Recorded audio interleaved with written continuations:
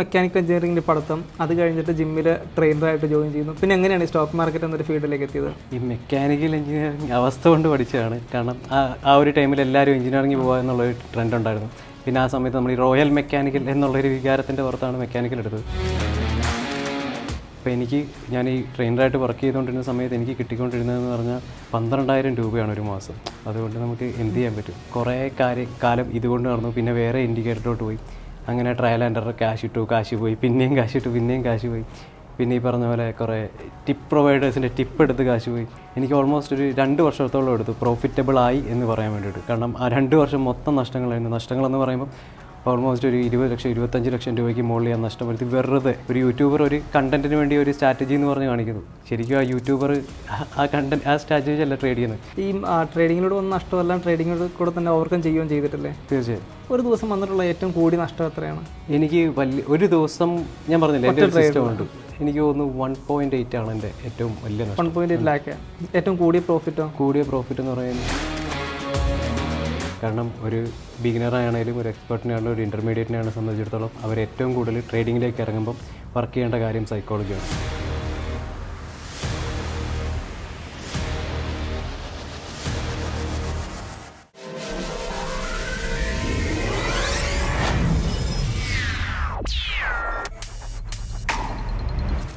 Engineering പഠനശേഷം ഒരു ജിമ്മിൽ 12,000 രൂപ ശമ്പളത്തിൽ ജോലിക്ക് കയറുകയും അന്ന് നിത്യച്ചെലവുകൾ കൂട്ടിമുട്ടിക്കാനാകാതെ വന്ന സമയത്ത് സ്റ്റോക്ക് മാർക്കറ്റിനെ പറ്റി അറിയുകയും അങ്ങനെ സ്റ്റോക്ക് മാർക്കറ്റിലേക്ക് എത്തിപ്പെടുകയും ചെയ്തു. എന്നാൽ കാത്തിരുന്നൊരു വൻ ദുരന്തമായിരുന്നു. ഏകദേശം 25 ലക്ഷത്തോളം രൂപ 24-ാമത്തെ അല്ലെങ്കിൽ 25-ാമത്തെ വയസ്സിൽ നഷ്ടം വരികയും എന്ത് ചെയ്യണം, എങ്ങനെ തിരിച്ചു പിടിക്കുമെന്ന് അറിയാതെ നിന്നിരുന്ന യുവാവ് പിന്നീട് സ്റ്റോക്ക് മാർക്കറ്റിലൂടെ തന്നെ ആ നഷ്ടമായ സംഖ്യ മുഴുവൻ തിരിച്ചു പിടിക്കുകയും ഇന്ന് മാർക്കറ്റിൽ വളരെ സക്സസ്ഫുള്ളായി ട്രേഡ് ചെയ്യുകയും ചെയ്യുന്നു. ഇന്ന് നമ്മോടൊപ്പം ഉള്ളത് ആ 25 ലക്ഷം രൂപ തിരിച്ചു പിടിച്ച, ഇന്ന് മാർക്കറ്റിൽ വളരെ സക്സസ്ഫുള്ളായി നിൽക്കുന്ന അനേകം യുവജനങ്ങൾക്ക് ഒരു മാതൃകയായി മാറിയിരിക്കുന്ന സുബിനാണ്. സുബിൻ, നമസ്കാരം. നമസ്കാരം. Thanks for having. മെക്കാനിക്കൽ എഞ്ചിനീയറിംഗിൻ്റെ പഠിത്തം അത് കഴിഞ്ഞിട്ട് ജിമ്മിൽ ട്രെയിനറായിട്ട് ജോയിൻ ചെയ്യുന്നു. പിന്നെ എങ്ങനെയാണ് സ്റ്റോക്ക് മാർക്കറ്റ് എന്നൊരു ഫീൽഡിലേക്ക് എത്തിയത്? ഈ മെക്കാനിക്കൽ എഞ്ചിനീയറിംഗ് അവസ്ഥ കൊണ്ട് പഠിച്ചതാണ്. കാരണം ആ ഒരു ടൈമിൽ എല്ലാവരും എഞ്ചിനീയറിംഗ് പോകുക എന്നുള്ളൊരു ട്രെൻഡ് ഉണ്ടായിരുന്നു. പിന്നെ ആ സമയത്ത് നമ്മൾ ഈ റോയൽ മെക്കാനിക്കൽ എന്നുള്ളൊരു വികാരത്തിൻ്റെ പുറത്താണ് മെക്കാനിക്കൽ എടുത്തത്. പക്ഷേ അത് ചെയ്ത് തുടങ്ങിയപ്പോൾ തന്നെ മനസ്സിലായി നമുക്ക് പറ്റുന്ന പണിയല്ലാതെ ഫസ്റ്റ് ഇയർ കഴിഞ്ഞപ്പോൾ തന്നെ മനസ്സിലായി. പിന്നെ അന്നും എനിക്ക് ഈ പറഞ്ഞ പോലെ ഒരു ഫിറ്റ്നസ് ആ ഒരു ഇതുണ്ടായിരുന്നു. അപ്പോൾ ഞാൻ ബോഡി ബിൽഡിംഗ് പ്രൊഫഷണലി എനിക്ക് ചെയ്യണമെന്ന് ആഗ്രഹം ഉണ്ടായിരുന്നു.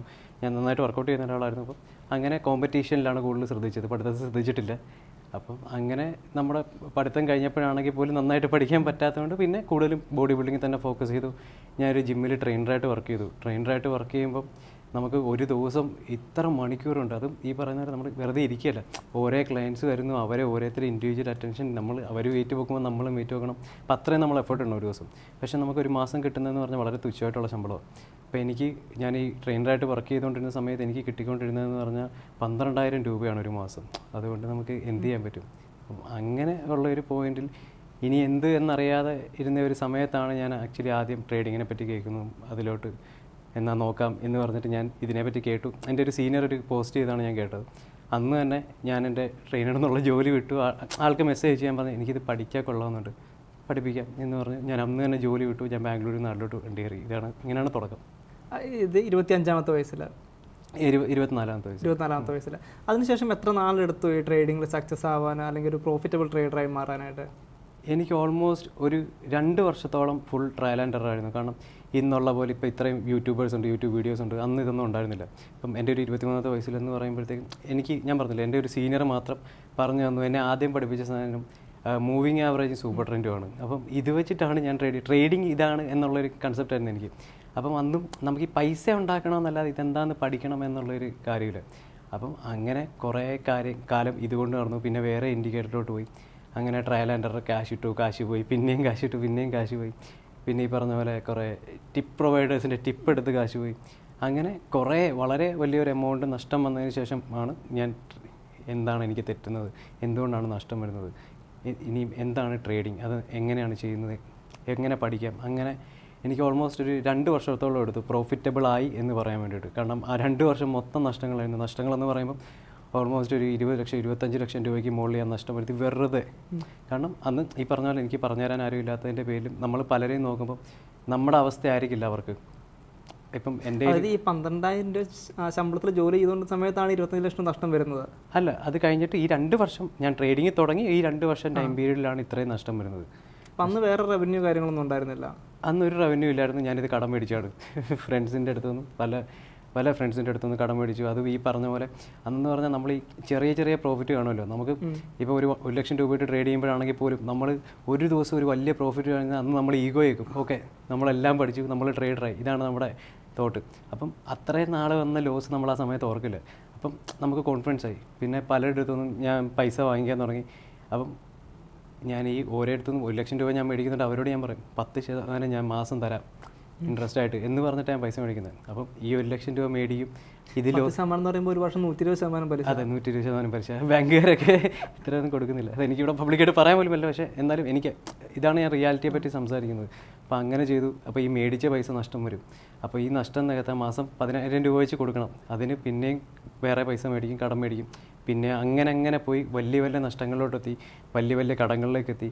ഞാൻ ഇപ്പോൾ പല വീഡിയോസിലും ഞാൻ അതുകൊണ്ടാണ് ഞാൻ എൻ്റെ വീഡിയോസിൽ പറയുന്നത്, എൻ്റെ ഒരു യങ്ങർ സെൽഫിന് ഞാൻ ഇപ്പോൾ എന്ത് അഡ്വൈസ് കൊടുക്കും, അല്ലെങ്കിൽ ഇപ്പം ഉള്ള ബിഗിനേഴ്സ് ഇതുപോലുള്ള മണ്ടത്തരം, അല്ലെങ്കിൽ ഞാൻ ചെയ്ത മണ്ടത്തരങ്ങൾ ഈ ബിഗിനേഴ്സ് ചെയ്യരുത് എന്നുള്ളതുകൊണ്ടാണ് ഞാൻ ഇതിനെപ്പറ്റി കൂടുതലായിട്ട് സംസാരിക്കുന്നത്. പുതിയതായിട്ട് മാർക്കറ്റിലേക്ക് വരുന്ന ഒരാൾക്ക് ഈ അബദ്ധങ്ങളൊക്കെ പറ്റരുതെന്ന് തന്നെ എല്ലാവരും പറയുന്നുണ്ട്. അതായത് ട്രേഡിങ്ങിൽ ഒരു ഫെയിലിയർ വന്ന് അതിനെ ഓവർകം ചെയ്ത് സക്സസ് ആയവരെല്ലാവരും തന്നെ പറയുന്നുണ്ട്. പക്ഷേ എന്നാൽ പുതിയതായിട്ട് മാർക്കറ്റിലേക്ക് വരുന്ന ആരും ഇത് അത്ര ചെവി കൊള്ളുന്നുമില്ല. പക്ഷേ ഇവർ മെയിനായിട്ടും കൂടുതലും ശ്രദ്ധിക്കേണ്ടത് ഈ മേഖലയിലല്ല, ഈ കാര്യത്തിലല്ല അവർ ഏറ്റവും കൂടുതൽ ശ്രദ്ധ കൊടുക്കേണ്ടത്. അത് തീർച്ചയായിട്ടും.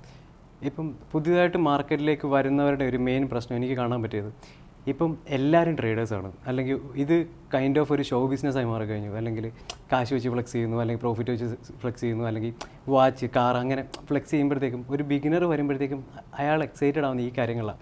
അപ്പോൾ ആ ബിഗിനറിന് കാശ് ഉണ്ടാക്കണം എന്നുള്ളതേ ഉള്ളൂ. അല്ല, അതിപ്പോൾ എൻ്റെ സെയിം മൈൻഡ് സെറ്റ് തന്നെ, ഇതിനെപ്പറ്റി പഠിക്കണം, അല്ലെ ഇതെന്താണെന്ന് അറിയണം, ഇങ്ങനൊരു മൈൻഡ് സെറ്റ് ഇല്ല. അവർ നോക്കുമ്പം അവർ നോക്കിക്കാണുന്ന ഹീറോസ് ഉണ്ട് സ്റ്റോക്ക് ട്രേഡിങ്, അവർ ഇതെല്ലാം ഫ്ലെക്സ് ചെയ്യുന്നുണ്ട്. അപ്പോൾ അവരുടെ വിചാരം ഡേ 1 തൊട്ട് അവർക്കും ഇങ്ങനെ ആവണം. അപ്പം ഈ ഒരു പ്രശ്നം വരുമ്പോഴത്തേക്ക് അവരെ ഇമോഷണലി ഭയങ്കരമായിട്ട് ബാധിക്കും. അവർ തുടക്കത്തിൽ ഒരു 10,000 രൂപ ഇട്ട് ചെയ്യേണ്ടടുത്ത് അവർക്ക് കിട്ടുന്ന ഒരു 500 രൂപ ഒരു പ്രോഫിറ്റ് ആണെങ്കിൽ പോലും അവരത് അപ്രീഷിയേറ്റ് ചെയ്യേണ്ട സമയമാണത്. കാരണം ഒന്നും ഇല്ലാത്തടത്തു നിന്നാണ് അവരൊരു ദിവസം ഒരു 500 രൂപ ഉണ്ടാക്കുന്നത്. അപ്പം ഇവർ നോക്കി കാണുന്നവർ അന്നൊരു 5 ലക്ഷം രൂപയുടെ പ്രോഫിറ്റ് ഇട്ടാൽ അവർക്ക് ആ 500 സന്തോഷമില്ല. അപ്പം ഇങ്ങനെ വരുമ്പം അവരെ അത് ഇമോഷണലി ബാധിക്കും. അതേപോലെ അവരുടെ ഓരോ ഹീറോസിൻ്റെ വെച്ചിട്ടായിരിക്കും അവർ കമ്പയർ ചെയ്യുന്നത്. അവരുടെ ജേണി എന്താണെന്നറിയില്ല. അല്ലെങ്കിൽ ഇപ്പോൾ ഒരു യൂട്യൂബർ ആണെങ്കിൽ ഒരു കണ്ടൻറ്റിന് വേണ്ടി ഒരു സ്ട്രാറ്റജി എന്ന് പറഞ്ഞ് കാണിക്കുന്നു. ശരിക്കും ആ യൂട്യൂബർ ആ സ്ട്രാറ്റജി അല്ല ട്രേഡ് ചെയ്യുന്നത്. പക്ഷേ ഇവർ വിശ്വസിക്കുന്നത് അത് വെച്ചാണ്. എന്നിട്ട് ഇവർ അത് വെച്ച് ട്രേഡ് ചെയ്യാൻ തുടങ്ങും. ഇവർക്ക് വർക്കിംഗ് ആയിട്ടുള്ള ഒരു സിസ്റ്റം ഉണ്ടാവും, പക്ഷേ അവരത് കളഞ്ഞിട്ട് വേറെ സിസ്റ്റത്തിൻ്റെ പുറകെ. അപ്പോൾ ഇങ്ങനെ ഒരുപാട് പ്രശ്നങ്ങളുണ്ടാവും. പക്ഷേ ഇപ്പം ഹീറോസ് ഉണ്ടാകുന്ന തെറ്റില്ല. ഞാൻ അവരോട് പറയാനുള്ള ഒരു കാര്യം, ഇതേ ബിഗിനേഴ്സ് ഒരു പ്രശ്നം വരുമ്പം അവർ ക്വിറ്റ് ചെയ്യും, അല്ലെങ്കിൽ അവർക്കൊരു ലോസ് വന്നു, അങ്ങനെ വരുമ്പോൾ ക്വിറ്റ് ചെയ്യും. പക്ഷേ ആ സമയത്താണ് ശരിക്കും ഇവർ ഈ പറഞ്ഞ ഹീറോസിനെ നോക്കേണ്ടത്, അല്ലെ ഈ പറഞ്ഞ ഒരുപാട് ട്രേഡേഴ്സിനെ നോക്കേണ്ടത്. കാരണം അവരിങ്ങനൊരു സിറ്റുവേഷൻ വന്നാൽ അവരെങ്ങനെ ചിന്തിക്കും, അവരെന്തായിരിക്കും ചെയ്യുക, അവർക്ക് ഇങ്ങനൊരു സിറ്റുവേഷൻ വന്നിട്ടുണ്ടാവില്ല. ഇതൊക്കെ ചിന്തിക്കുമ്പോൾ തന്നെ കൂടുതൽ അവർക്ക് പഠിക്കാനോ, അല്ലെങ്കിൽ കാരണം ക്വിറ്റിംഗ് എന്നുള്ളൊരു ഹാബിറ്റ് ഒരുപാട് പേർക്കുണ്ട്. കാരണം ഇത്ര രൂപ നഷ്ടം വരുമ്പോൾ. അപ്പം അത് തിരുത്താൻ പറ്റും. അതിൽ മാത്രമേ ഞാൻ ഹീറോസിനെ ഉണ്ടാക്കാൻ അഡ്വൈസ് ചെയ്യുള്ളൂ. ഈ ട്രേഡിങ്ങിലൂടെ വന്ന നഷ്ടമെല്ലാം ട്രേഡിങ്ങിലൂടെ കൂടെ തന്നെ ഓവർകം ചെയ്യുകയും ചെയ്തിട്ടില്ലേ? തീർച്ചയായും. ഇപ്പം എവിടെ എത്തി നിൽക്കുന്നു ട്രേഡിങ്ങിൽ? ഇപ്പം എവിടെ എത്തി നിൽക്കുന്നു ചോദിച്ചാൽ, ഇപ്പോൾ ഈ പറഞ്ഞ 25 ലക്ഷം രൂപയുടെ നഷ്ടം നേരത്തെ ട്രേഡിങ്ങിൽ കൂടെ തന്നെയാണ്. അത് കഴിഞ്ഞിട്ട് എൻ്റെ കാര്യങ്ങൾ എനിക്ക് നോക്കാൻ പറ്റുന്നുണ്ട്. എൻ്റെ സെപ്പറേറ്റ് ഇപ്പം ബിസിനസ് ഡെവലപ്മെൻ്റ് ഒരു ബിസിനസ് എനിക്ക് സ്ഥാപിക്കാൻ പറ്റി. ഇപ്പം നാട്ടിലും പുറത്തുമായിട്ട് അതിൻ്റെ ബിസിനസ് എക്സ്പാൻഷൻ നടത്തി. ഇതിൻ്റെ എല്ലാം ട്രേഡിംഗ് ആണ്. ഈ സുബിൻ്റെ വീഡിയോ കാണുന്ന സമയത്ത്, അല്ലെങ്കിൽ സുബിൻ്റെ യൂട്യൂബ് ചാനൽ നോക്കുന്ന സമയത്ത് നമുക്ക് അധികം പ്രോഫിറ്റ് ജനറേറ്റ് ചെയ്യുന്ന വീഡിയോസ് വളരെ കുറവായിരിക്കും അതിനകത്ത് പോസ്റ്റ് ചെയ്തിട്ടുണ്ടാവും. കൂടുതലും സൈക്കോളജിയെ പറ്റിയാണ് ആൾ പറയുക. അപ്പോൾ അവരുടെ സംസാര സമയത്ത് ആൾ എല്ലാ ദിവസവും രാവിലെ വരിക ട്രേഡ് ചെയ്യുക എന്ന രീതി അല്ല ഫോളോ ചെയ്യുന്നത്. എങ്ങനെയാണ് ഒരു ട്രേഡിലേക്ക് എൻ്റർ ചെയ്യുന്നത്? എങ്ങനെയാണ്? ഇപ്പം എൻ്റെ ഒരു സിസ്റ്റത്തെ പറ്റി പറയുകയാണെങ്കിൽ, ഞാൻ എല്ലാ ദിവസവും ട്രേഡ് ചെയ്യുന്ന ഒരാളല്ല. അല്ലെങ്കിൽ ഒരു ദിവസം ട്രേഡ് ചെയ്യുന്നുണ്ടെങ്കിൽ പോലും ഞാൻ 2-3 അത് ഓരോരുത്തർക്കും അവരോടായിട്ടുള്ള രീതിയുണ്ട്. ഞാൻ അങ്ങനെയുള്ള ഒരാളല്ല. എൻ്റെ സിസ്റ്റം എന്ന് പറയുമ്പം ഞാൻ ഫോക്കസ് ചെയ്യുന്ന ഒരു കാര്യം റിസ്ക് മാനേജ്മെൻറ്റ് അല്ലെങ്കിൽ RRലാണ്. ഇപ്പം ബിഗിനേഴ്സിന് എല്ലാവരും ധാരണയുണ്ട്, ഇപ്പം ട്രേഡ് ചെയ്യുന്നവരെന്തോ അവരുടേതായിട്ടുള്ള എന്തോ രഹസ്യമുണ്ട്, അതിലാണ് ചെയ്യുന്നത്, അല്ലെങ്കിൽ അവരുടേതായിട്ടുള്ളൊരു സീക്രട്ട് സ്ട്രാറ്റജി ഉണ്ടെന്നുള്ളത്. പക്ഷേ ഞാൻ ഫോക്കസ് ചെയ്യുന്ന ഒരു കാര്യം ഇതാണ്. അപ്പം അത് മാത്രമേ എനിക്ക് ആൾക്കാരോട് പറയാനുള്ളൂ. ഇപ്പോൾ എൻ്റെ ഒരു പെർഫെക്റ്റ് സെറ്റപ്പ് ഉണ്ടെങ്കിൽ അത് കിട്ടിയാലായിരിക്കും ഞാൻ ട്രേഡ് ചെയ്യുക. അല്ലെങ്കിൽ എൻ്റെ ഒരു റിസ്ക് മാനേജ്മെൻറ്റ്, അല്ലെങ്കിൽ എൻ്റെ ഒരു ട്രേഡിംഗ് പ്ലാൻ ഉണ്ടാവും, എൻ്റെ ഒരു സിസ്റ്റം ഉണ്ടാവും. അപ്പം അങ്ങനെയുള്ള ട്രേഡുകൾ മാത്രമേ ഞാൻ എൻ്റർ ചെയ്യാറുള്ളൂ. അപ്പം നമ്മൾ ഈ ഓവർ ട്രേഡിംഗ് എന്നുള്ള ഒരു വലിയ പ്രശ്നം ഒഴിവാക്കാൻ അത് സഹായിക്കും. അപ്പം ഞാൻ ഫോളോ ചെയ്യുന്ന ഒരു സിസ്റ്റം എന്ന് പറഞ്ഞാൽ അതാണ്. ഇൻഡിക്കേറ്റേഴ്സ് എല്ലാം യൂസ് ചെയ്യുന്നുണ്ടോ? ഇൻഡിക്കേറ്റേഴ്സ് യൂസ് ചെയ്യുന്നില്ല, ഞാൻ പ്യുവറായിട്ട് പ്രൈസ് ആണ് ഫോളോ ചെയ്യുന്നത്. പ്രൈസ് ആക്ഷൻ മാത്രം. ഈ ഫോറിൻ മാർക്കറ്റ്സ് ആയാലും ഫോളോ ചെയ്യുന്നുണ്ടോ? യൂസ് മാർക്കറ്റ് ട്രേഡ് ചെയ്യുന്നില്ല. ഞാനിപ്പോൾ ഫോക്കസ് ചെയ്യുന്നതെന്ന് പറയുമ്പോൾ ഇൻഡെക്സ് ഓപ്ഷൻസ് മാത്രമാണ്. പിന്നെ ഓരോ പീരീഡ് ചില നല്ല നല്ല ഓപ്പർച്യൂണിറ്റീസ് ഞാൻ ക്യാപ്ചർ ചെയ്യാറുണ്ട്. ഞാൻ ഇക്വിറ്റി സ്വിങ്സ് ഹോൾഡ് ചെയ്യാറുണ്ട്. ഇതാണ് മെയിനായിട്ട് ചെയ്യുന്നത്. ക്രിപ്റ്റോയിലാണെങ്കിലും കൂടുതലും സ്വിങ്സ് അല്ലെങ്കിൽ ഇൻവെസ്റ്റ്മെന്റ് സൈഡാണ് ഹാൻഡിൽ ചെയ്യുന്നത്. ക്രിപ്റ്റോയിൽ ഇൻവെസ്റ്റ്മെന്റ് സൈഡാണ്. കാരണം ഇപ്പം ക്രിപ്റ്റോ ഒരു റൈറ്റ് ടൈം അല്ല. ഇപ്പോൾ ഒരു ബുൾ റൺ നടക്കുകയാണ്, പക്ഷേ കുറച്ച് നാൾ മുന്നേ ഒരു വോളറ്റൈൽ മാർക്കറ്റാണ്. അപ്പം നമുക്ക് എക്സ്പെർട്ടൈസ് ഉള്ളത് ഏതാണോ, അല്ലെങ്കിൽ ഓരോ ടൈമിൽ നമുക്ക് കംഫർട്ട്. കാരണം അതും ബിഗിനേഴ്സ് വരുന്ന ഒരു പ്രശ്നമാണ്. അവർ വരുമ്പോൾ തന്നെ എല്ലാ മാർക്കറ്റോട് ട്രേഡ് ചെയ്യാൻ നോക്കും. കാരണം ഓരോ മാർക്കറ്റിന് ഓരോ രീതിയുണ്ട്. അപ്പം എല്ലാം കൂടെ ഒരാൾക്ക് മാസ്റ്റർ ചെയ്യാൻ പറ്റില്ല. അപ്പോൾ അവരവർക്ക് എക്സ്പെർട്ടൈസ് ഉള്ള, ഇപ്പോൾ ഒരാൾ ഫോറക്സ് ചെയ്യുന്നു എന്ന് പറഞ്ഞിട്ട് ഇക്വിറ്റിയിൽ നല്ല പ്രോഫിറ്റബിൾ ആയിട്ടുള്ള ഒരാൾ ഫോറക്സ് പോയി ചെയ്യേണ്ട കാര്യമില്ല. അപ്പോഴാണ് ഈ നഷ്ടം എല്ലാം കൂടെ വരുന്നത്. അപ്പോൾ അങ്ങനെ ഫോക്കസ് ചെയ്യുന്നതാണ് എനിക്ക് നല്ലതായിട്ട് തോന്നുന്നത്. നിഫ്റ്റി ബാങ്ക് നിഫ്റ്റിയാണ് മെയിനായിട്ടും ചെയ്യുന്നത്. നിഫ്റ്റി ബാങ്ക് നിഫ്റ്റിയാണ് ഇപ്പം മെയിനായിട്ട് ചെയ്യുന്നത്. അതേപോലെ ഇക്വിറ്റിയിൽ സ്വിംഗ് പൊസിഷൻസ് എടുക്കുക. ഡയറക്ഷൻ ട്രേഡാണ് കൂടുതലും. ഡയറക്ഷൻ ട്രേഡാണ് ചെയ്യുന്നത്. ഞാൻ ഓപ്ഷൻ ബൈയിങ് ആണ് ഫോക്കസ് ചെയ്യുന്നത്. ഡയറക്ഷൻ തന്നെ പ്രൈസ് ആക്ഷൻ ബേസ് ചെയ്തിട്ട് എത്ര ക്യാപിറ്റലിന് എത്ര ശതമാനമായിരിക്കും കൂടുതലും ഡിപ്ലോയ് ചെയ്യാറുള്ളത് മാർക്കറ്റിലേക്ക്? ക്യാപിറ്റലിൻ്റെ ഇത്ര ശതമാനം എന്നുള്ളതല്ല, കൂടുതലും എൻ്റെ ഒരു സ്റ്റോപ്പ് ലോസ് ടാർഗറ്റ് ഉണ്ടാവും. അപ്പം അതിനനുസരിച്ചായിരിക്കും കൂടുതൽ ട്രേഡ്. കാരണം പല ദിവസം ചില സമയങ്ങളിൽ ഞാൻ സൈസ് ഡൗൺ ചെയ്യാറുണ്ട്. ചില സമയങ്ങളിൽ എനിക്ക് ഹൈ കൺവിക്ഷൻ ട്രേഡ് ആണെങ്കിൽ അത്രയും ഞാൻ സൈസ് അപ്പ് ചെയ്യാറുണ്ട്. അത് ഈ പറഞ്ഞ പോലെ ഓരോ ദിവസത്തിൻ്റെ. പക്ഷേ എന്നും ഞാനൊരു പെർസെൻറ്റേജ് പറയുകയാണെങ്കിൽ ലെസ് ദാൻ 5% ഞാൻ റിസ്ക് ചെയ്യാറുള്ളൂ. ഏതൊരു ട്രേഡിലാണ്. ചില ദിവസങ്ങളിൽ അത് 2% ആവും, ചില ദിവസങ്ങളിൽ അത് 5% ആവും. അത് എത്ര സ്ട്രോങ് ആണ് എൻ്റെ കൺവിക്ഷൻ അതനുസരിച്ച്. അപ്പോൾ എൻ്റെ ട്രേഡിംഗ് സിസ്റ്റമായിട്ട് അലൈൻ ചെയ്യുന്ന രീതി മാത്രമേ ചെയ്യാറുള്ളൂ. അവരുടെക്ക് ലൈവ് ട്രേഡ് ചെയ്യുന്ന വീഡിയോസ് കൂടുതലും യൂട്യൂബിൽ വന്നിട്ടുണ്ടായിരുന്നു. അതിനുശേഷം കുറേ ആയിട്ട് ആ വീഡിയോസ് ഒന്നും ഇപ്പോൾ കാണാനുമില്ല. എന്താണ് പിന്നീട് അത്തരത്തിലുള്ള വീഡിയോസുകളൊന്നും പോസ്റ്റ് ചെയ്യാത്തത്? ഇതിന് കുറേ കാരണങ്ങളുണ്ട്. കാരണം ഒരു ടൈമിലെന്ന് പറഞ്ഞാൽ യൂട്യൂബിലല്ല, ഞാൻ ഇൻസ്റ്റാഗ്രാമിൽ എൻ്റെ ഡെയിലി പ്രോഫിറ്റ്സ് ഞാൻ ഷെയർ ചെയ്യുമായിരുന്നു. അപ്പം കാരണം നമ്മൾ ചില സമയത്ത് ട്രേഡ് ചെയ്യും, ചില സമയത്ത് ട്രേഡ് ചെയ്യില്ല, അല്ലെങ്കിൽ പല പല കാര്യങ്ങളുണ്ടാവും. അപ്പം നമ്മൾ ഡെയിലി പോസ്റ്റ് ചെയ്തുകൊണ്ടിരുന്ന സമയത്ത് ഒരു 2 ദിവസം ഞാൻ ഇട്ടില്ലെങ്കിൽ 100 പേര് കമൻറ്റ് ചെയ്യും, എന്താ ഇന്ന് ലോസ് ആണോ, അതുകൊണ്ടാണ് കാണിക്കാത്തത്. അപ്പം ഇങ്ങനെ വരുമ്പം നമ്മുടെ സൈക്കോളജി എഫക്റ്റ് ചെയ്യും. കാരണം ഇപ്പം ഞാൻ പറയുന്നുണ്ടെങ്കിൽ എനിക്കും സൈക്കോളജി കാര്യങ്ങളുണ്ട്. എൻ്റെ സൈക്കോളജി പല ദിവസങ്ങളും തെറ്റാറുണ്ട്. ഇപ്പം ഞാനൊരു സിസ്റ്റം ഫോളോ ചെയ്യുന്നു പറഞ്ഞ് എനിക്ക് ഈ പ്രശ്നങ്ങൾ വരാറുണ്ട്, എനിക്ക് ഗ്രീഡ് വരാറുണ്ട്, അല്ലെങ്കിൽ എൻ്റെ ഡയറക്ഷനെതിരെ ഒരു ട്രേഡ് പോകുമ്പോഴത്തേക്കും എൻ്റെ സൈക്കോളജി അത് ബാധിക്കാറുണ്ട്. ഞാൻ സിസ്റ്റത്തിനെതിരെ മൂവ് ചെയ്യാറുണ്ട്. അപ്പം നമുക്ക് ഇതെല്ലാം അഫക്റ്റ് ചെയ്യും. അതേപോലെ എക്സ്റ്റേണലി ഒരാൾ വന്ന് പറയുമ്പോഴത്തേക്കും എന്നും കാണിക്കുമ്പം എനിക്കൊരു പ്രഷറായി തുടങ്ങി. കാരണം ഓക്കെ ഇന്ന് ലോസ് വന്നു, നാളെ ലോസ് വന്നു, അപ്പം അടുത്ത ദിവസം 2 ദിവസമായിട്ട് ഞാൻ ലോസ് തന്നെയാണല്ലോ കാണിക്കുന്നത്. അപ്പം ഈ ഒരു പ്രഷർ എനിക്ക് വരാൻ തുടങ്ങി. അങ്ങനെ ആൾക്കാർ കൂടുതലും അവരവരുടെ പ്രോഫിറ്റിലേക്കാളും ബാക്കിയുള്ളവരുടെ പ്രോഫിറ്റ് കാണാനാണ് ആഗ്രഹിക്കുന്നത്. അപ്പം അങ്ങനെ ഒരു ഇഷ്യൂ ഉണ്ട്. പിന്നെ പേഴ്സണലി ഈ പറഞ്ഞൊരു ക്രെഡിബിലിറ്റി ഇഷ്യൂ കാണാൻ ഞാൻ അങ്ങനെ കാണിച്ചു തുടങ്ങി. അല്ലാതെ ഒരു ദിവസം ഞാൻ ഇത്ര കാശ് ഉണ്ടാക്കി എന്നുള്ളത്, ഇപ്പം എന്താ പറയുക, ഒരു 9 to 5 ജോബ് ചെയ്യുന്ന ഒരാൾ സാലറി സ്ലിപ്പ് ആരും സ്റ്റോറി ഇടാറില്ലല്ലോ. ഇതേപോലെ തന്നെ ഒരു കൺസെപ്റ്റാണ്. പക്ഷേ നമുക്ക് ഈ ഒരു ഫീൽഡിൽ നിൽക്കുമ്പോഴത്തേക്ക് എനിക്കത് കാണിച്ചേ മതിയോ. കാരണം ഞാൻ കണ്ടൻസ് ഉണ്ടാക്കുന്നുണ്ട്. അപ്പം ഞാൻ എന്താ ചെയ്യുന്നത്, ഞാൻ എത്ര പ്രോഫിറ്റ് ഉണ്ടാക്കുന്നത് കാണിച്ചേ മതിയോ. അപ്പം അങ്ങനെയാണ് ഞാൻ കാണിച്ചു തുടങ്ങിയത്. പക്ഷേ അങ്ങനെയാണ് ഞാൻ ആക്ച്വലി സ്റ്റോപ്പ് ചെയ്തത്. പിന്നെ ഞാൻ കൂടുതലും വീഡിയോസ് റെക്കോർഡ് ചെയ്യാൻ തുടങ്ങി ലൈവ് ട്രേഡിങ്. കാരണം ലൈവ് ട്രേഡിങ് വന്നിരിക്കുമ്പോഴും ഈ പറഞ്ഞ പോലെ നമുക്ക് ഡിസ്ട്രാക്ഷനാണ്. ഞാൻ ട്രേഡ് ചെയ്യുമ്പോഴാണെങ്കിലും ഞാനൊരു ഗ്രൂപ്പ് എന്നുള്ളതല്ല, എനിക്ക് സ്വന്തം ഒറ്റയ്ക്ക് ഇരുന്ന് എനിക്ക് ഫോക്കസ്ഡ് ആയിട്ട് ഇരുന്ന് ട്രേഡ് ചെയ്യാൻ ഇഷ്ടപ്പെടുന്ന ഒരാളാണ്.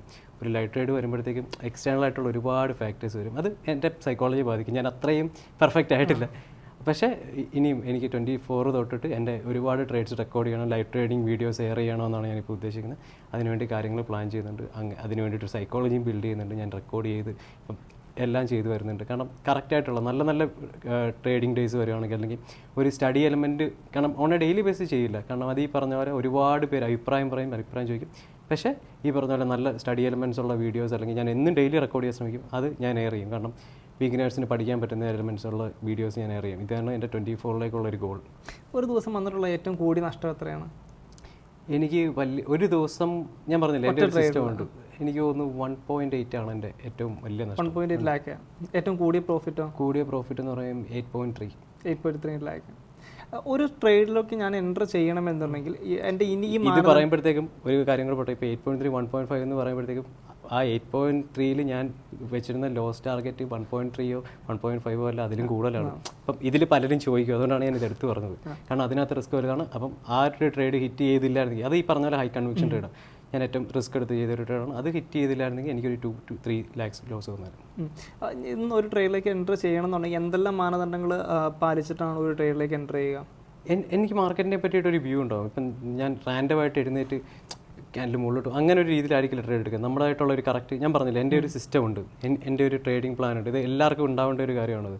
ഇപ്പം ഞാൻ ഇടയ്ക്ക് ചെയ്തുകൊണ്ടിരുന്ന ഒരു സിസ്റ്റം എന്ന് പറഞ്ഞാൽ 2 സ്റ്റോപ്പ് ലോസ് ഐ ഡേ എന്നുള്ളൊരു സിസ്റ്റം ഉണ്ടാക്കിയിട്ടുണ്ട്. ഇപ്പം ഞാനിപ്പോൾ ഒരു ദിവസം എൻ്റെ ക്യാപിറ്റൽ 1,00,000 രൂപയാണെങ്കിൽ ഒരു 5,000 ആണ് ഞാനൊരു ദിവസം റിസ്ക് ചെയ്യുന്നുണ്ടെങ്കിൽ ആ 2 ട്രേഡിലായിട്ടായിരിക്കും ഞാൻ അലോക്കേറ്റ് ചെയ്യുന്നത്. അതേപോലെ ഓരോ സിസ്റ്റം ബേസ്ഡ് ട്രേഡിംഗ് ആയിരിക്കും ഉണ്ടാകുന്നത്. നമ്മുടെ ഇന്നത്തെ ഒരു പർട്ടിക്കുലർ ഇതുണ്ടെങ്കിൽ ഞാൻ ഓക്കെ ഇത്ര ആയിരിക്കും ഞാനിന്ന് റിസ്ക് ചെയ്യുന്നത്. ഓക്കെ എനിക്ക് ഈ ഒരു ലെവലിൽ എനിക്ക് എൻട്രി കിട്ടണം. ഇപ്പം ഞാൻ എൻട്രി നോക്കുന്ന ഒരു ലെവൽ ഇപ്പം ഇപ്പോൾ 50 എന്ന് പറയുന്ന ഒരു നമ്പറിലാണെങ്കിൽ അത് 75 വന്ന് ഞാൻ എൻട്രി ഇനിഷ്യേറ്റ് ചെയ്തിട്ട് കാര്യമില്ല. അവിടെ എൻ്റെ റിസ്ക് റിവാർഡ് അല്ലേ. അപ്പോൾ കറക്റ്റ് എൻ്റെ എൻട്രി പോയിന്റ് തന്നെ എനിക്ക് ആ ട്രേഡ് കിട്ടണം. എൻ്റെ കണ്ടീഷൻസ് എല്ലാം മീറ്റ് ചെയ്യുകയാണെങ്കിൽ മാത്രമേ ഞാൻ, അതുകൊണ്ടാണ് എൻ്റെ ഇത്രയും നമ്പർ ഓഫ് ട്രേഡ്സ് കുറവ്. കാരണം അത്രയും പ്രിസിഷൻ നോക്കാറുണ്ട്. പക്ഷേ എന്നാൽ പോലും ഈ പറഞ്ഞ പോലെ സൈക്കോളജി തെറ്റുന്ന സമയത്ത് ഒരുപാട് ട്രേഡുകൾ എടുക്കാറുണ്ട്. ഇപ്പം ഇന്ന് ഞാൻ ഫോളോ ചെയ്യുന്ന വേറൊരു സിസ്റ്റം എന്ന് പറഞ്ഞാൽ മൺഡേയ്സിൽ ഞാൻ 9:30 കഴിഞ്ഞിട്ടേ ഒരു ട്രേഡ് എടുക്കാറുള്ളൂ എന്നുള്ളൊരു സിസ്റ്റം ഫോളോ ചെയ്യാറുണ്ട്. അപ്പം അത് പല ദിവസം തെറ്റാറുണ്ട്. അപ്പോൾ ഇന്ന് ഞാൻ ആക്ച്വലി ഇതുപോലെ ട്രേഡ് എടുക്കാതിരുന്നപ്പോഴത്തേക്ക് 9:30 മുന്നേ എടുക്കണമെന്ന് 9:30 കഴിഞ്ഞാണ് എടുക്കേണ്ടത്. പക്ഷേ ഞാൻ 9:30 മുന്നേ എടുത്ത് ഞാൻ ആ ട്രേഡ് കുറേ കൺസോളിഡേറ്റിംഗ് ഒരു മാർക്കറ്റ് ആയതുകൊണ്ട് കോസ്റ്റ് തന്നെ എക്സിറ്റ് ചെയ്തത്. അപ്പം ഇതേപോലെ ഇടയ്ക്ക് നമ്മുടെ സിസ്റ്റവും തെറ്റാറുണ്ട്. പിന്നെ വരുമ്പോഴത്തേക്ക് നമ്മൾ സിസ്റ്റത്തിനെ പറ്റി പറയുമ്പോഴത്തേക്ക് ഇപ്പം വിൻ സൈസ് ആണോ വിൻ റേറ്റ് ആണോ ഫോക്കസ് ചെയ്യുന്ന ചോദിക്കുകയാണെങ്കിൽ ഞാൻ വിൻ സൈസ് ഫോക്കസ് ചെയ്യുന്ന ഒരാളാണ്. കാരണം ഇപ്പം നമുക്ക് റിസ്ക് റിവാർഡ്, ഇപ്പം എൻ്റെ ട്രേഡിംഗ് സ്റ്റൈൽ അനുസരിച്ച് ഞാൻ ഫോളോ ചെയ്യുന്ന ഒരു 1:3 എന്നുള്ള ഒരു റിസ്ക് റിവാർഡ് ആണെങ്കിൽ ഇപ്പം എനിക്കൊരു 10 ദിവസം ലോസ് ആണെങ്കിൽ എനിക്ക് ഇപ്പോൾ 1,000 രൂപയാണ് എനിക്കൊരു ദിവസം ലോസ് ഇല്ലെങ്കിൽ 10 ദിവസം ലോസ് വരുമ്പോഴേ എനിക്ക് 10,000 രൂപയാണ് ലോസ്. പക്ഷേ എനിക്ക് വിൻ ചെയ്യുമ്പോഴത്തേക്കും 3,000 ആണെങ്കിൽ 10 ദിവസം കൊണ്ട് എനിക്ക് 30,000 ആണ് പ്രോഫിറ്റ്. അപ്പോൾ 20,000 ആണ് കിട്ടുന്നത്. അപ്പം വിൻ റേറ്റിനേക്കാളും കൂടുതൽ ഞാൻ വിൻ സൈസിലാണ് വിശ്വസിക്കുന്നത്. അതെൻ്റെ ഒരു സിസ്റ്റമാണ്. കൺവിക്ഷൻ ഉള്ള സമയത്ത് ഞാൻ റിസ്ക് കൂടുതലെടുക്കും. പക്ഷേ അത് എൻ്റെ ചിലപ്പോൾ എൻ്റെ അക്കൗണ്ട് പ്രോഫിറ്റബിൾ ആണെങ്കിൽ എനിക്ക് കുറച്ചുകൂടി റിസ്ക് എടുക്കാൻ പറ്റും. ഇപ്പോൾ എൻ്റെ ക്യാപിറ്റലിനേക്കാൾ ഇത്ര പ്രോഫിറ്റ് കൂടുതലുണ്ടെങ്കിൽ എനിക്ക് കുറച്ചുകൂടി എടുക്കാം. പക്ഷേ 5% മുകളിൽ ഞാൻ പോകാറില്ല. ഈ റിസ്ക് കൂടുതലെടുക്കുന്ന സമയത്ത് നമ്മുടെ പൊസിഷൻ സേഫ് അല്ലെങ്കിൽ ക്യാപിറ്റൽ സേഫ് ആക്കിയ വേണ്ടി ഹെഡ്ജ് വല്ലതും ചെയ്യുന്നുണ്ടോ? അതോ ഹെഡ്ജ് പൊസിഷൻ എടുക്കാറില്ല. ഫ്യൂച്ചേഴ്സ് ചെയ്യുന്ന സമയത്ത് എടുക്കാറുണ്ട്. പക്ഷേ ഒരു പരിധി വിട്ട് ഞാൻ റിസ്ക് എടുക്കാറില്ല. എനിക്ക് എൻ്റെ സിസ്റ്റത്തിൽ തന്നെ നിന്ന് ട്രേഡ് ചെയ്യാൻ ഇഷ്ടപ്പെടുന്ന ഒരാളാണ്. കാരണം ഞാൻ പറഞ്ഞില്ലേ, ഞാൻ വിശ്വസിക്കുന്നത് നമ്മുടെ ഒരു സൈക്കോളജി എന്നുള്ളൊരു കാര്യത്തിലാണ്. അപ്പോൾ അത് ഡെവലപ്പ് ചെയ്യാൻ പറ്റുകയാണെങ്കിൽ ഇപ്പം ഒരു 1 lakhൽ ട്രേഡ് ചെയ്യുന്ന ഒരാൾക്ക് ഒരു 1 CR ട്രേഡ് ചെയ്യണമെന്നുണ്ടെങ്കിൽ സൈക്കോളജി മാത്രം മതി. വേറെ കാര്യങ്ങളൊന്നുമില്ല. Strategies will be same.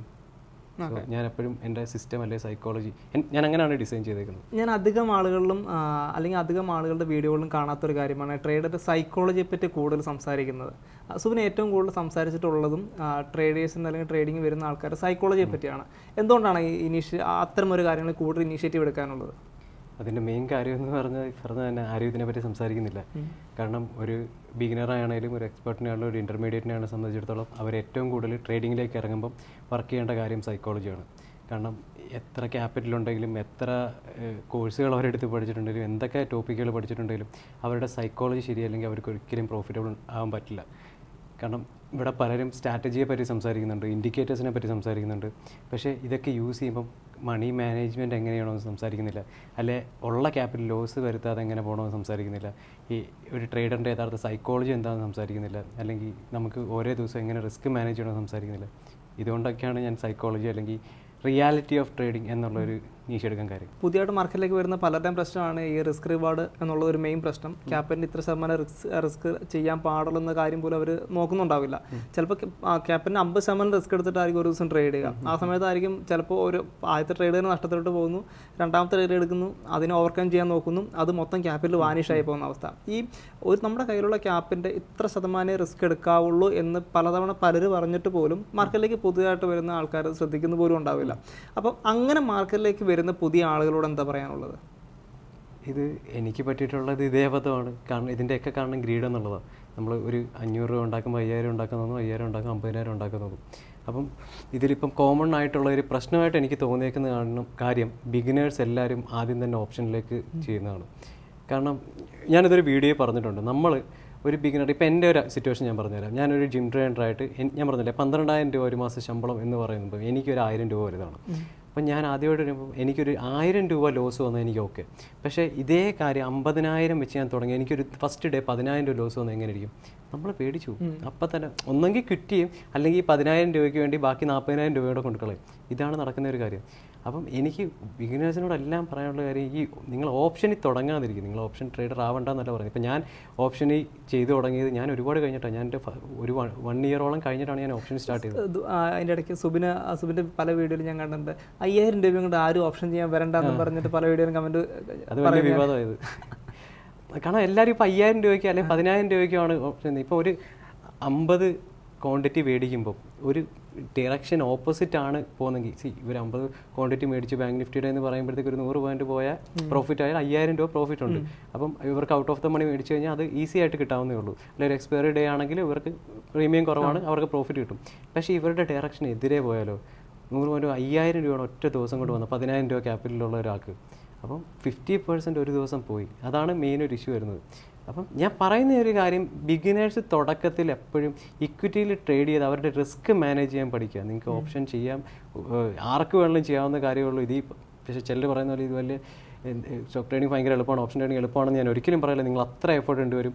നിങ്ങൾക്ക് ഏറ്റവും കൂടുതൽ എഫേർട്ട് ഇടേണ്ടി വരുന്നതെന്ന് പറയുമ്പോൾ ഈ സൈക്കോളജി ഡെവലപ്പ് ചെയ്യാനാണ്. അല്ലെങ്കിൽ നിങ്ങളുടെ ഗ്രീഡ് ഒഴിവാക്കി, അല്ലെങ്കിൽ നിങ്ങളുടെ ഓവർ ട്രേഡിംഗ് ഒഴിവാക്കി, നിങ്ങൾ ഒരു ദിവസം ഞാൻ ഇത്ര രൂപ നഷ്ടമേ വരത്തുള്ളൂ, ആ നഷ്ടം വന്നു കഴിഞ്ഞാൽ ഞാൻ എൻ്റെ ലാപ്പ് അടച്ചു വെക്കും, ഞാൻ പിന്നെ ട്രേഡ് ചെയ്യില്ല എന്നുള്ളൊരു സ്റ്റേജിലോട്ട് എത്താനും, അതേപോലെ നിങ്ങൾ ഒരു വലിയ പ്രോഫിറ്റ് നിങ്ങളെ എക്സൈറ്റ് ചെയ്യിക്കാതിരിക്കാനും, അതേപോലെ ഒരു വലിയ ലോസ് നിങ്ങളെ തളർത്താതിരിക്കാനും, ഈ സ്റ്റേജ് ബീങ് സ്റ്റോയിക്ക് എന്നുള്ളൊരു കണ്ടീഷനിൽ എത്തുമ്പോൾ നിങ്ങൾ ശരിക്കും ഒരു ട്രേഡർ ആവുന്നുള്ളൂ.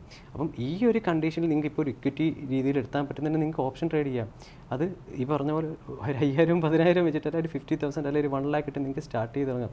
നിങ്ങൾ ആ ഒരു കണ്ടീഷനാണ് നിങ്ങൾക്ക് പെട്ടെന്ന് സ്കെയിൽ ചെയ്യാൻ പറ്റും. അല്ലെങ്കിൽ നിങ്ങൾ ഈ പറഞ്ഞ പോലെ ഞാൻ കൊണ്ട് കളഞ്ഞിട്ടുണ്ട്. ഞാൻ അതേപോലെ ലോസ് വരുത്തിയിട്ടുണ്ട്. ഞാൻ ഓപ്ഷനിലാണെങ്കിലും ഞാൻ പറഞ്ഞില്ലേ ഇക്വിറ്റി മാത്രമല്ല, ഇത്രയും ഞാൻ ഈ ഒറ്റ ദിവസം കൊണ്ട് എൻ്റെ ഫുൾ ക്യാപിറ്റൽ ഞാൻ വൈപ്പ് ഔട്ട് ചെയ്തിട്ടുണ്ട് ഓവർ ട്രേഡ് ചെയ്ത്. ഇതെല്ലാം ചെയ്തിട്ടുള്ള ഒരാളാണ് ഞാൻ. അതുകൊണ്ട് ഞാൻ എൻ്റെ എക്സ്പീരിയൻസിൽ നിന്നാണ് പറയുന്നത്. അത് വേറൊരാൾക്ക് വരരുതെന്ന് എനിക്ക് ആഗ്രഹമുണ്ട്. കാരണം ഞാൻ പറഞ്ഞ കാശ് കുറച്ചൊന്നുമല്ല. അതുപോലെ ഒരു മാസം നമ്മുടെ ക്യാപ്പിൻ്റെ എത്ര ശതമാനത്തോളം പ്രോഫിറ്റ് ജനറേറ്റ് ചെയ്യാനായിട്ട് പറ്റാറുണ്ട് നോർമലി? നമുക്ക് അങ്ങനെ ഒരു ഒരു സാലറി പോലെ ഇത്ര എമൗണ്ട് എന്ന് പറയാൻ പറ്റുന്ന ഒരു കാര്യമല്ല ട്രേഡിങ്. ഇപ്പോൾ ചില മന്ത്സിൽ 10% ആവാം, ചില മന്ത്സിൽ ഞാൻ 100% ജനറേറ്റ് ചെയ്ത സമയങ്ങളുണ്ട്, അല്ലെങ്കിൽ ലോസിലായിട്ടുള്ള സമയമുണ്ട്, അല്ലെങ്കിൽ ബ്രേക്ക് ഈവൻ ആയിട്ടുള്ള സമയമുണ്ട്. അപ്പം നമുക്ക് അങ്ങനെ ഒരിക്കലും പറയാൻ പറ്റില്ല. കാരണം നമ്മളിപ്പോൾ ഒരു ഫിക്സഡ് ടാർഗറ്റ് വെച്ച് കഴിഞ്ഞാൽ ഇപ്പം ഞാൻ 25% എന്നുള്ളൊരു ടാർഗറ്റാണ് വെക്കുന്നത്.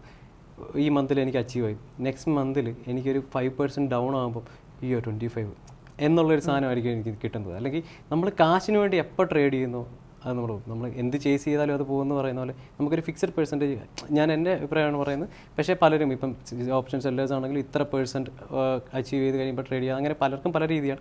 ഞാൻ അങ്ങനെ ഫോക്കസ് ചെയ്യാമെന്നില്ല. എനിക്ക് നല്ല വിൻ റേറ്റ് ഉണ്ടെങ്കിൽ ഞാനത് ഫുള്ള് ഹോൾഡ് ചെയ്യും. അതേപോലെ ചില സമയത്ത് ഈ പറഞ്ഞ പോലെ ബ്രേക്ക് ഈവൻ ആവാറുണ്ട്, ചില സമയത്ത് ചെറിയ ലോസ്, അത് കാൽക്കുലേറ്റഡ് ലോസിലും എൻഡ് ചെയ്യാറുണ്ട്. അതുപോലെ തന്നെ ഇപ്പം സോഷ്യൽ മീഡിയ നോക്കിക്കഴിഞ്ഞാൽ നല്ല ട്രേഡേഴ്സിനെക്കാളും കൂടുതലുള്ളത് കോഴ്സ് സെല്ലേഴ്സാണ് ഏറ്റവും കൂടുതലുള്ളത്. അതിൻ്റെ കൂടെ തന്നെ പല വീഡിയോയുടെയും അടിയിൽ ആൾക്കാർ ഒന്ന് കമൻറ്റിൽ ചോദിക്കുന്ന പല കാര്യങ്ങളുണ്ട്. ട്രേഡിങ്ങിൽ പുതിയ കരിയർ ആക്കാൻ ഉദ്ദേശിക്കുന്നവർ വായിച്ചിരിക്കുന്ന ബുക്കുകൾ ഏതൊക്കെ, അല്ലെങ്കിൽ അവർക്ക് പഠിക്കാൻ പറ്റിയ പ്ലാറ്റ്ഫോം ഏതൊക്കെയാണെന്നുള്ളത്. സുബിൻ്റെ ഒരു കാര്യത്തിൽ നോക്കുകയാണെന്നുണ്ടെങ്കിൽ അവർക്ക് സജസ്റ്റ് ചെയ്യാൻ പറ്റിയ ഒരു മീഡിയ ഏതാണ് ട്രേഡിംഗ് പഠിക്കാൻ, അല്ലെങ്കിൽ ട്രേഡിങ്ങുമായിട്ട് ബന്ധപ്പെട്ട് നല്ല ഡീപ്പായിട്ട്? ഇതിന് ആദ്യത്തെ ചോദ്യത്തിന് ഉത്തരം പറയുകയാണെങ്കിൽ ഓപ്ഷൻ കോഴ്സുകളെ പറ്റി പറയുകയാണെങ്കിൽ എനിക്ക് ഒരുപാട് പേരുണ്ട്, ഒരുപാട് കോഴ്സ് കൊടുക്കുന്നുണ്ട്. അവരുടെ എനിക്ക് പേഴ്സണലി അറിയില്ല. ഞാൻ കോഴ്സ് എടുത്ത് പഠിച്ചിട്ടുള്ള ഒരാളാണ്. ഞാൻ ഈ പറഞ്ഞ പോലെ കേരളത്തിലെ അല്ല, ഞാൻ ഇന്ത്യയിലുള്ള പലരുടെയും ഞാൻ പഠിച്ചിട്ടുണ്ട്. ഇന്ത്യക്ക് പുറത്തുള്ള ഞാൻ ഓരോരുത്തരുടെയും പേരെടുത്ത് പറയുന്നില്ല, പലരുടെയും ഞാൻ പഠിച്ചിട്ടുണ്ട്. ഞാൻ ഈ പറഞ്ഞ പോലെ ഒരുപാട് പലയിടത്തു നിന്ന് പഠിച്ചു പല കാര്യങ്ങളും. എന്നിട്ട് ഞാൻ ഈ പറഞ്ഞ പോലെ ഫിഗർ ഔട്ട് ചെയ്ത ഒരാളാണ്. അല്ലാതെ ഞാൻ കോഴ്സ് എടുക്കാതെ ഒന്നും ചെയ്ത ഒരാളല്ല. പക്ഷേ അതിൽ ഈ പറഞ്ഞ പോലെ ഞാൻ എടുത്ത കോഴ്സുകളിൽ തന്നെ പലതും ഫേക്ക് ആയിരുന്നു, സ്കാം ആയിരുന്നു. പക്ഷേ നല്ല ആയിട്ട് എനിക്ക് പഠിക്കാൻ പറ്റിയിട്ടുണ്ടായ കോഴ്സുകളുണ്ടായിട്ടുണ്ട്, നല്ല ഇൻഫർമേഷൻ കിട്ടിയിട്ടുണ്ട്. പക്ഷേ ഇവിടെ നടക്കുന്ന മെയിൻ പ്രശ്നം, ഞാൻ എതിരെയുള്ള ഒരേ ഒരു കാര്യം എന്ന് പറയുന്നത് ബിഗിനേഴ്സിനെ കൊണ്ട് ആദ്യമേ ഓപ്ഷൻസിൻ്റെ കോഴ്സ് കൊടുക്കുന്നതിന് ഞാൻ എതിരാണ്. കാരണം ആർക്കും കോഴ്സ് വയ്ക്കാം, അവർ പഠിച്ച ഒരു കാര്യമാണ്. അവർ ഇത്ര ഇപ്പം ഞാൻ പറഞ്ഞ പോലെ ലക്ഷക്കണക്കിന് രൂപ അവർ ലോസ് വരുത്തി പഠിച്ച ഒരു സ്കില്ലാണ്. ഒരാൾക്കും ഫ്രീ ആയിട്ട് കൊടുക്കേണ്ട കാര്യമില്ല. വേറൊരാളെ പഠിപ്പിക്കുന്നുണ്ടെങ്കിൽ അവർക്ക് കോഴ്സ് വയ്ക്കാം. പക്ഷേ എന്നെ സംബന്ധിച്ചിടത്തോളം ഒരാൾ ഡേ 1 തൊട്ട് ഓപ്ഷൻ ട്രേഡിംഗ് ഒരു ബിഗിനർക്ക് കൊടുക്കുക എന്ന് പറയുന്ന ഒരു ദ്രോഹമായിട്ടേ ഞാൻ പറയുള്ളൂ. പിന്നെ രണ്ടാമത്തെ കാര്യം, ഞാൻ ഈ പറഞ്ഞല്ലോ ഞാൻ പല കോഴ്സ് എടുത്ത് പഠിച്ചിരുന്നു. പക്ഷേ ഈ പറഞ്ഞല്ലോ ഞാനൊരു ഞാൻ ബുക്ക് വായിക്കാറുണ്ട്, ഇപ്പം ഓൺട്രപ്രണർഷിപ്പിനെ പറ്റി അല്ലെങ്കിൽ അങ്ങനെയുള്ള ടോപ്പിക്കുകളെ പറ്റി. പക്ഷേ ട്രേഡിങ്ങിനെ പറ്റി ഞാൻ അധികം ബുക്ക് വായിച്ചിട്ടുള്ള ഒരാളല്ല. ഞാൻ പേഴ്സണലി പറയുകയാണെങ്കിൽ മാർക്കറ്റാണ് ഏറ്റവും നല്ല ടീച്ചർ. എത്രത്തോളം നിങ്ങൾക്ക് എക്സ്പീരിയൻസ് ചെയ്യാൻ പറ്റുമോ, എത്രത്തോളം നിങ്ങൾക്ക് ലോസ് ഉണ്ടാക്കാൻ പറ്റുമോ, വലിയ ലോസുകളല്ല. കാരണം നിങ്ങൾ ഓരോ ലോസിൽ നിന്ന് നിങ്ങളൊരു കാര്യം പഠിക്കും. ഇപ്പോൾ ഒരു ഡോക്ടർ ആൾ പുസ്തകം വായിച്ചിട്ട് പോയി ഒരു സർജറി ചെയ്യാൻ പറ്റില്ലല്ലോ. നമ്മൾ സർജറി ചെയ്ത് അല്ലെങ്കിൽ ഇപ്പം 100 സർജറി ചെയ്ത ഒരു ഡോക്ടറാണ് എക്സ്പീരിയൻസ് ഒരു സർജറി എന്ന് പറയുന്നത്. അല്ലാതെ സർജറിയെ പറ്റി 100 ബുക്ക് വായിച്ച ഒരാളെന്ന് പറയാൻ പറ്റില്ല, അല്ലെങ്കിൽ 100 വീഡിയോ ഉണ്ടെന്ന് പറയാൻ പറ്റില്ല. ഏറ്റവും നല്ല ടീച്ചർ എന്ന് പറയുന്നത് മാർക്കറ്റാണ്. അതേപോലെ സ്റ്റുഡൻസിന് ചെയ്യാൻ പറ്റുന്ന വേറെ ഒരു കാര്യമാണ് അവരുടെ ഒരു ട്രേഡിംഗ് ജേണൽ ചെയ്യുക എന്നുള്ളത്. കാരണം ഇപ്പം ഇന്നിപ്പം അവർക്കൊരു ലോസ് ഉണ്ടായി, ഈ കാരണം അവർ നോട്ടീസ് ചെയ്യുന്നില്ല, അല്ലെങ്കിൽ അവർ നോട്ട് ഡൗൺ ചെയ്യുന്നില്ല. അപ്പം അടുത്ത ആഴ്ച പിന്നെയും അവർ ലോസ് ഉണ്ടാക്കുന്ന ഇതേ കാരണമായിരിക്കും. ഇപ്പം നിങ്ങൾക്കിപ്പോൾ ഇന്നെന്താ ബ്രേക്ക്ഫാസ്റ്റ് കഴിച്ചതെന്ന് ഓർമ്മയില്ലേ, ഒരാഴ്ച മുന്നേ എന്താ കഴിച്ചതെന്ന് ഓർമ്മയിട്ടോ. അപ്പം ഇതേ സാധനമാണ് അവിടെ വരുന്നത്. അപ്പം ഒരു ജേർണലിംഗ് എന്ന് പറയുന്ന ഒരു കാര്യം സ്റ്റുഡൻസിന് ബിഗിനേഴ്സിന് ഏറ്റവും ഹെൽപ്പ് ചെയ്യുന്ന ഒരു കാര്യമാണ്. കാരണം ഞാൻ ഇപ്പോഴും ചെയ്യാറുണ്ട്. ഞാനത് വീക്കിലി റിവ്യൂ ചെയ്യാറുണ്ട്, അല്ലെങ്കിൽ ഞാൻ മന്ത്ലി റിവ്യൂ ചെയ്യാറുണ്ട്.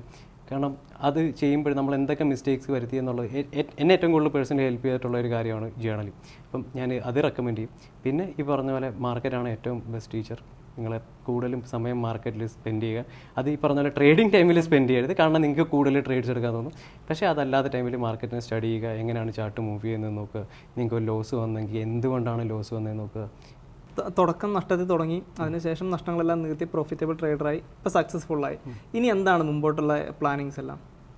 ഇനി മുമ്പോട്ടുള്ള പ്ലാൻ എന്ന് പറയുമ്പം എൻ്റെ സ്വന്തമായിട്ടുള്ള റെക്കോർഡ്സ് ബ്രേക്ക് ചെയ്യുക ട്രേഡിങ്ങിൽ.